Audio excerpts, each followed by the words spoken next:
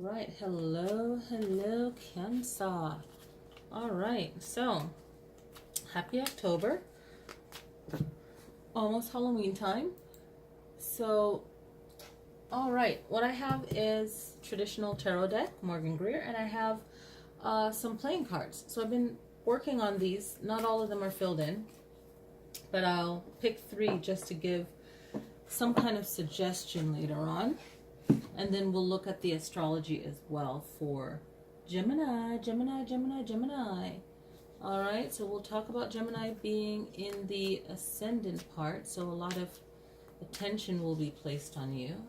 A lot of first house issues on working on self. So that's good. And what you can take advantage of being in the first house when the first house is in your sign. Okay. So this is a great time for even Taurus and Geminis to shine their light. All right, here we go. So the first 2 cards are very important for Gemini. If the card is upside down, I won't necessarily read it upside down. You'll see it and you can look up what the upside down means for it. You know, if you feel like, oh, I want to really believe or feel what the upside down meaning is, you can definitely do that. And I recommend that, you know, when you're getting a reading, you have a book that you feel, you know, is a really good definition, and your own intuition is very powerful in your card reading game, right? So we have the 9 of staves. You know, it's like going off the battle and really getting injured but still standing, okay? And the Judgment card. So for Geminis, you're going to find that you have to really fight and protect yourself, protect your energy from negative people. Now, you can't control what people think of you because they're upset for whatever reason. No one ever shines a light on what they did wrong. And for Geminis, and especially June Geminis, being more honest with yourself really helps, okay? And the May Geminis are a lot different. That's one conversation I have with people when I have my tarot card workshop, is that I like to look at the Vedic readings too, but I also like to do the Western reading. They both can benefit you, but like for Geminis, they're considered more Taurus. So you can, even in the Western chart, you can also look at Taurus, because you'll get a lot. Gemini can benefit from a lot of the good traits of Taurus to ground Geminis, right? It really does help. It really boosts the energy of a Gemini if they can implement the positive attributes of Taurus. Now, with that said, Gemini, this month, it's all about channeling your energy to protect yourself from being without something that you want. And whatever you lose this month, whether it's work or anything like that, you make room. It's making room for something else, not you even making room. It allows for the room of something else to pop in, okay? So it's like not crying over spilled milk. I kind of want this hand to show up a little bit more, but I might close that window a little bit, but I don't want to. I like the light coming in. So going into battle, it's like you might get hurt a little bit, maybe by people's words, even though the staves represent words, not words, fire, right? That energy.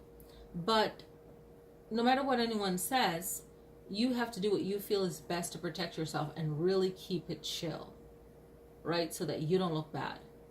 The Judgment card is about you judging yourself, but mostly others trying to judge you, and they won't win. Okay? You have the 5 of Pentacles, and it's like being kicked out of the in crowd. You just pave your own way. You could look at it that way. You could look at it being like homeless or deserted, or someone not really having your back when you thought that they did, but they didn't, but someone else has your back. So, you know, you might be hurt a little bit, but you'll bounce back. The Page of Swords is talking about that low confidence. And when you think of the Page of Swords, you think of words, right? You think of understanding the power of words, what you say, what others say. So if someone is talking behind your back about you, they're really getting the story wrong. But don't worry about that, because they will get the correct story. And I've experienced that, where I'm standing up for myself, but I'm also standing up for the people that work in the field that I'm working in. I'm not talking about tarot, but it's a past experience. And then months later, the girl came back to me and she's like, I didn't understand what you were talking about then, but now I do. I'm like, okay. And I was all chill, like, you know, okay. I was like, yeah, you know, I've been working in this field of work for how many years, but I've also, I know my percentage, I know my value, I know what I'm supposed to get paid. This is a physical world. You're supposed to get paid. No, you can love your job and act like you're the nicest, you know, MFer in the whole world. You're, you know, have a competition of being the most spiritual, the most nicest person in the world. It don't matter if you're not real or honest. And I value honesty better than someone that's trying to act like they're pure. No one is pure.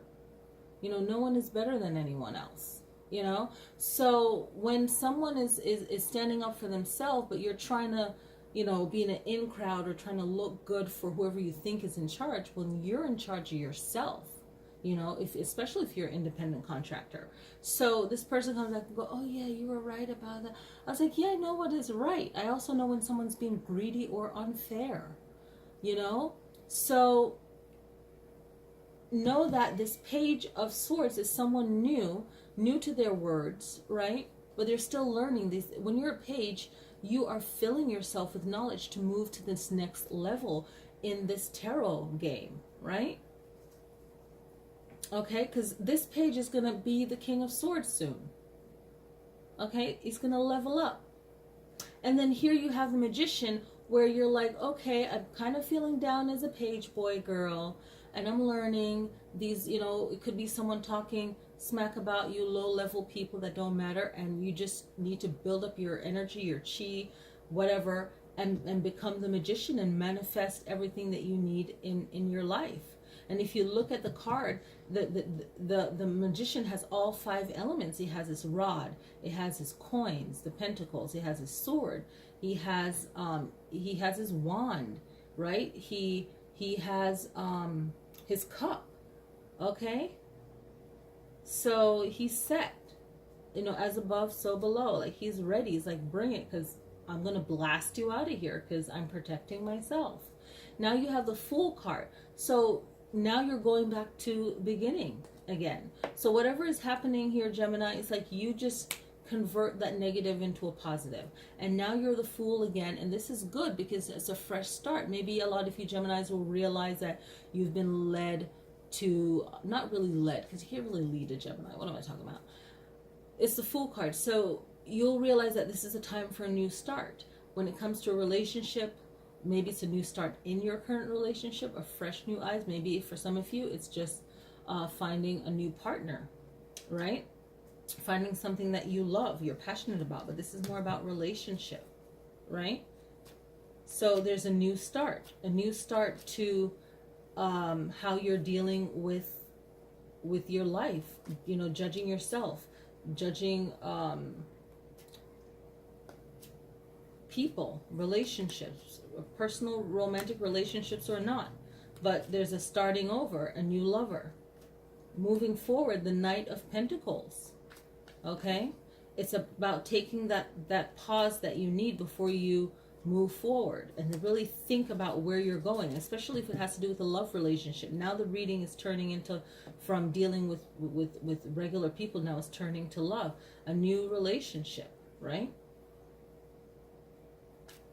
So, and if you've already been in a relationship, then it's leading up to a deeper commitment of the 10 of Cups. But first you need to really think about the level of this higher commitment from lover, which is like, it could just be a fling, or it could just be, hey, I'm really attracted to this person, but I'm not really feeling that marriage click, or like, oh, this is the one, but oh, we get along good, but it's not like, boom, this is the one. So you're thinking about it, deeper commitment, but you're still focusing on your work, yourself. 10 of Cups, 3 of Pentacles. You're still thinking about yourself. You're not really getting caught up in it. And then you have the Knight of Cups, which is still being attracted to the person, but not really going to like, oh, we're serious now for a couple months, but we're gonna like get married. There's none of that, but it's still loving and still good. And it's okay to be on that level, right? Relationship wise. So let's see what the cards will say regarding you dealing with everyday people, blah, blah, blah, to relationship. Okay? So let's get this ball rolling because, okay.